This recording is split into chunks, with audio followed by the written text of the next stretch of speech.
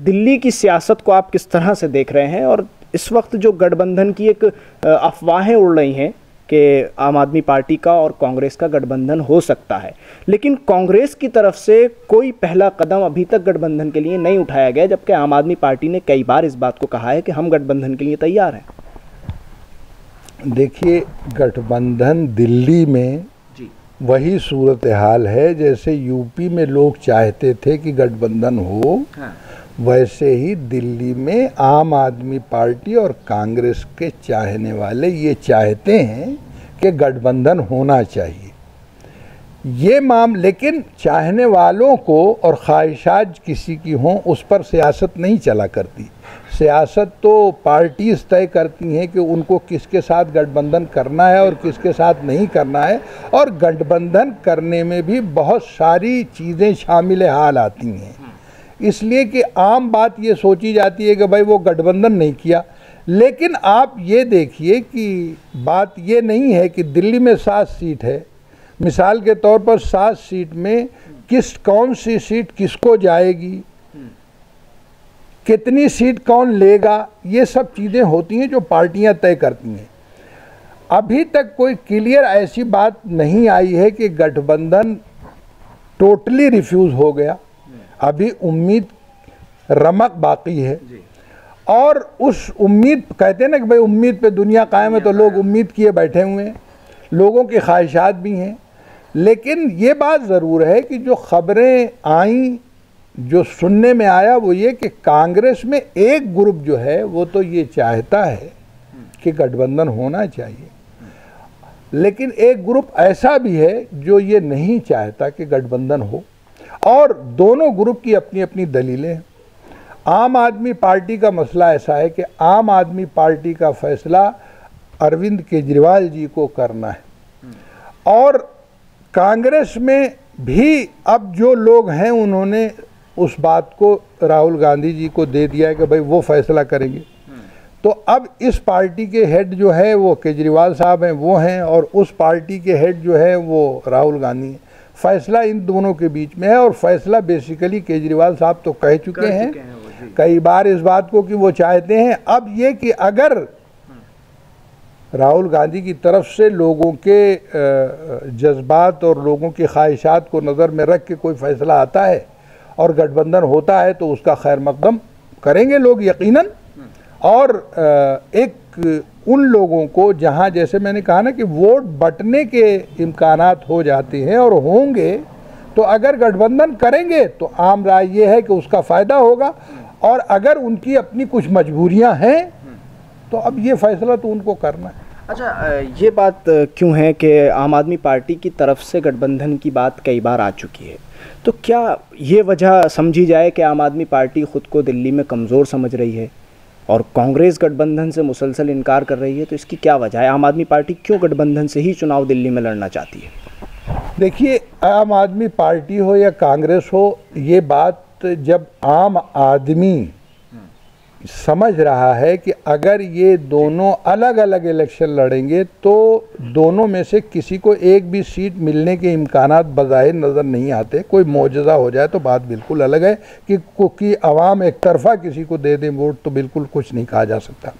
इसलिए कि हर एक का वोट बैंक है, कांग्रेस का अपना वोट बैंक है, आम आदमी पार्टी का अपना वोट बैंक है, जो उसको वोट देगा ही देगा। तो जब वोट देगा, दोनों में वोट बटेगा, तो जाहिर सी बात है कि फिर दोनों के को नुकसान होगा। इसका फायदा किसको पहुंचेगा? जाहिर सी बात है, तीसरी पार्टी बीजेपी है। भाई बीजेपी के पास 7 सीटें इस वक्त हैं यहाँ, और पिछले इलेक्शन में यही हुआ था। तो इस बार भी जाहिर सी बात है कि अगर सब तीनों अलग अलग लड़ेंगे, जैसे मैंने आपसे कहा ना कि भाई ट्रायंगल फाइट अगर होती है, जो अभी यूपी के कई जगहों पर नज़र आ रही है, तो ट्रायंगल फाइट में ये होता है कि 3 जगह जो वोट देने वाले तो उतने ही है ना, अब वो वोट देने वाले बंटते हैं।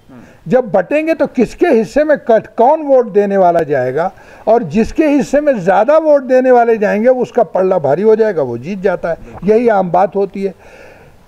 कांग्रेस का दिल्ली के बारे में एक बात मैं आपको बता दूं कि दिल्ली में बीजेपी और कांग्रेस 2 पार्टीज थी। आम आदमी पार्टी रीजनल पार्टी के तौर पर आई बिल्कुल। और आ करके उसने कामयाबी हासिल की और उसने उस वक्त बीजेपी का वोट शेयर भी लिया और कांग्रेस का वोट शेयर भी लिया। ये बात अलग है कि परसेंटेज अलग अलग है दोनों की। अब अगर इलेक्शन में तीनों लड़ते हैं तो अगर उन पार्टीज को, बीजेपी और कांग्रेस को, उसका शेयर वापस चला जाता है तब तो उन दोनों को फायदा हो जाएगा, आम आदमी पार्टी को नुकसान होगा। लेकिन अगर वो वोट शेयर बट जाएगा तो जिसके पास ज्यादा होगा उसको फायदा होगा। तो इस चीज को आम आदमी पार्टी ये समझ रही है कि भाई हम अगर मिल जाएंगे तो जो हमने लिया है वो प्लस कांग्रेस का, दोनों मिल करके हम जीत सकते हैं। अच्छा इलियास साहब, एक मेरा आखिरी सवाल और बहुत छोटा सा सवाल है और 1 मिनट में हम इसका आपसे जवाब चाहेंगे क्योंकि वक्त भी हमारे पास बहुत कम है। मुसलमानों का इस बार इलेक्शन को लेके क्या मूड है? क्या हर बार की तरह जैसा हर इलेक्शन में होता है वैसा ही है या इस बार कुछ तब्दीली नज़र आ रही है? देखिए, आप मुसलमानों के ताल्लुक़ से जब बात करते हैं, पहली बात तो ये है कि बज़ाहिर मुझे कोई ऐसी तब्दीली नज़र नहीं आती, इसलिए कि जब कैंडिडेट मुसलमान क्या करे, ये बार बार कहा जाता है कि भाई मुसलमान वोट करे और समझदारी से करे और ऐसा करे। भाई एक पहली बात तो ये समझिए कि ये बात तो कहनी चाहिए और ये बात समझ में आती है कि भाई मुसलमान हो या हिंदू, वोट ज़्यादा से ज़्यादा तादाद में तमाम शहरियों को करना चाहिए।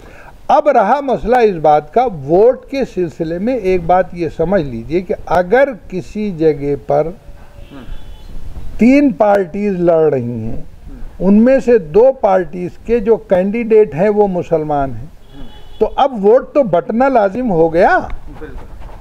कैसे ये हो सकता है कि वोट नहीं बटेगा? और ये बात समझ लीजिए कि वोट किसको किया जाए इस पर तो बहस हो सकती है कि भाई वोट अच्छे से अच्छे इंसान को किया जाना चाहिए, कैंडिडेट अच्छा हो जो लोगों के काम आए। आप ये मत देखिए कि वो किस मजहब का है, सही बात जो है वही। लेकिन ज़ात बिरादरी और बहुत सारी ऐसी चीज़ें आ जाती हैं कि वोट बट ही जाता है। तो ये कहना कि किसी एक उससे चलेगा, मुझे इसमें शुबा है। मैं ये समझता हूँ कि जो पैटर्न रहा है उसमें कहीं कुछ बेहतरी थोड़ी बहुत आ सके तो आ जाए, अदरवाइज तो अगर पार्टीज ये तय करें कि हमें एक जगह आकर के कैंडिडेट देना है तब तो उससे लाइन बिल्कुल सही मिलती है, तब तो वो एक जगह वोट करता है। लेकिन अगर 2 कैंडिडेट होंगे तो कुछ इधर जाएंगे कुछ उधर जाएंगे और वोट बदलना लाजिम हो जाता है। तो इस बार का चुनाव बहुत दिलचस्प होने वाला है। यकीनन चुनाव जो है, ये बात आपकी बिल्कुल सही है कि इस बार इलेक्शन बहुत दिलचस्प भी है और इलेक्शन में सूझबूझ से भी काम लेने की ज़रूरत है, जो कि हर इलेक्शन में होना चाहिए।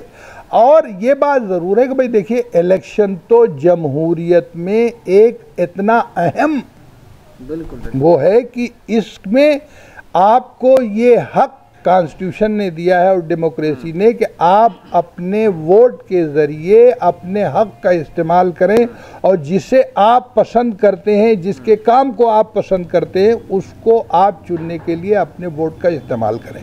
लेकिन होता यह है कि हमारे यहाँ अभी भी डेमोक्रेसी के ताल्लुक से जो अवाम में बेदारी होनी चाहिए उसमें कहीं ना कहीं कमी है।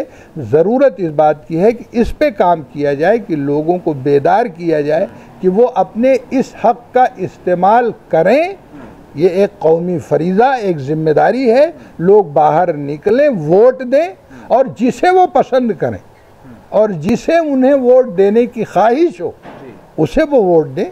जाहिर है कि वोट तो कौन जाकर किसको दे रहा है ये उसकी अपनी बात है और उसका अपना हक है, लेकिन ये ज़रूर है कि डेमोक्रेसी में वोट देने का मतलब ये हुआ कि ये सबसे बड़ी एक इनाम है कि सब बराबर हैं, एक ही वोट सबका है, चाहे वो बड़े से बड़ा ओहदेदार है, चाहे वो बिल्कुल गरीब और बिल्कुल आम आदमी है, सबको एक वोट देने का हक़ है। और आपको ये हक़ 5 साल में एक बार मिलता है, तो ये हम सब की जिम्मेदारी है कि हम पूरी तरह अवेयर, पूरी तरह बेदार रहें और दूसरे को भी बेदार करें और अपने इस कौमी फरीज़ा और अपनी ज़िम्मेदारी को सही तरह एक अच्छे शहरी की तरह इसको निभाएं।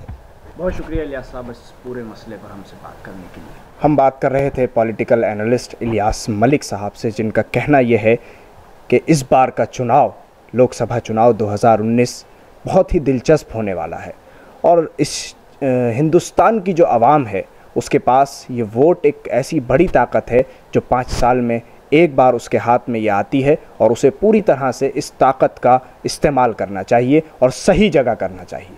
दिल्ली से कैमरा पर्सन नाजिम अली के साथ न्यूज़ मैक्स के लिए साहिल नकवी।